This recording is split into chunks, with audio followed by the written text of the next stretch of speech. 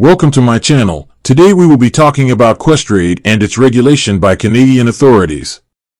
Yes, Questrade is fully regulated by Canadian authorities. It operates under the oversight of two key bodies, the Canadian Investment Regulatory Organization, or CIRO, and the Canadian Investor Protection Fund, or CIPF. CIRO is responsible for enforcing rules and regulations for investment dealers and trading activity in Canada's debt and equity markets. Being a member of CIRO means that Questrade must adhere to strict financial and business conduct standards. The CIPF provides a layer of protection for investors. As a member of the CIPF, Questrade ensures that clients' accounts are protected in the rare event of the firm's insolvency. This insurance covers losses up to $1 million per account type, offering peace of mind to investors. In addition to these regulatory bodies, Questrade has a long-standing history in Canada, having been in business since 1999.